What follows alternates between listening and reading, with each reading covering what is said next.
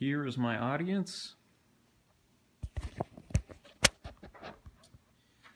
Your country is over-patriotic. There's disunity within your community, and one of your most respected leaders is in prison. Sounds like the next great TV show plot, but all this was actually true of the Philippian church. The letter to the Philippians is only 4 chapters long and spans 104 verses, but it's chock full of applicable information that we can apply to our modern church today.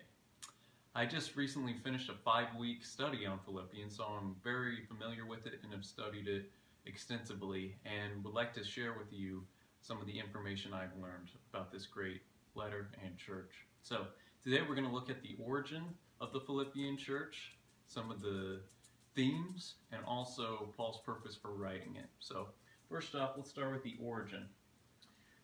So the Philippian church is the first church that Paul founded in Europe on his second missionary journey, and it was founded around 49 AD, give or take a few years. So him and Silas are going through the Philippian town, and the city of Philippi was a Roman colony, and there was not a big Jewish presence. There was no synagogues that Paul could go to. So they come across a wealthy businesswoman named Lydia, and her and a few of her friends are praying, and so Paul shares the gospel to her, presents her to Christ, and she converts and is baptized along with her entire household. So that is the first convert we see in Acts 16.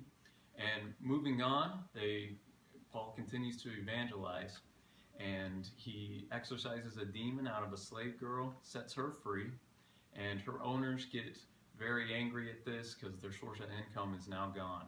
So they rile up the city officials and throw Paul and Silas into prison. So while they're in prison, one night Paul is singing praises to God, and God sends a great earthquake to open up the prison doors, and the Roman jailer that is on duty at the time sees this. He can see the writing on the wall that it's not going to be good when his superiors find out about this.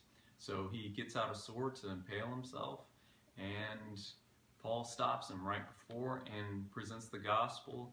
It's a very cool story, and the jailer is converted along with his family. So those are the 3 people that we see in Acts 16 that are converted, but verse 40 mentions that there were many brethren and many other converts that we don't read about.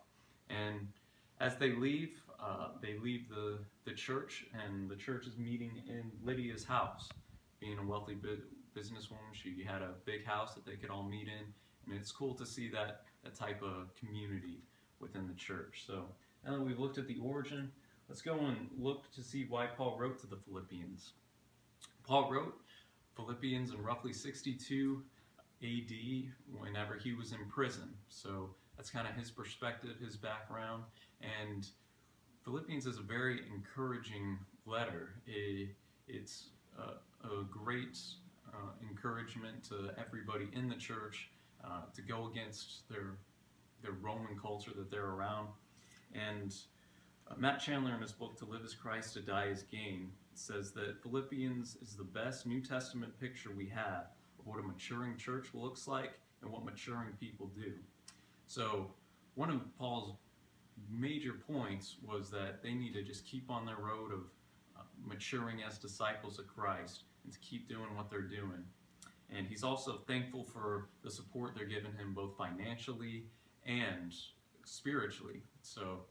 And he also wants to tell them he's in good spirits even though he is in prison, that they shouldn't worry about him, and he desires to send his protege Timothy to them and also come to them once he is released from prison.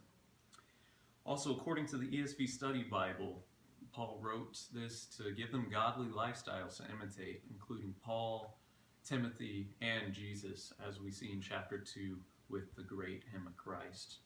So, now that we've looked at the origin and the themes, and the purpose, let's go and look at the major themes in Philippians.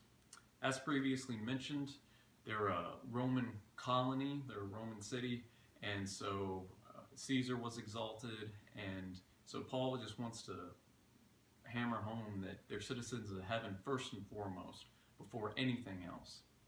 Also, joy is mentioned roughly 16 times depending on your translation. And Paul wants to let them know that even though he is suffering and in prison, he's still joyful, and he encourages them to be joyful as well. Robert Swift from Dallas Theological Seminary believes that the main theme is the Philippians' partnership in the gospel. We see that in chapter 1.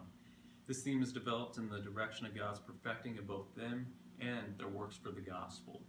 So, partnering with the gospel with Paul and others around them is another major theme. And finally, unity is a theme that is seen throughout the 4 chapters.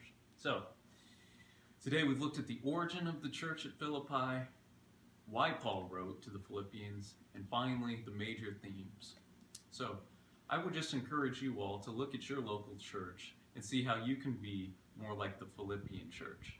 See what lessons you can apply from them to be better partners of the gospel to those in your area.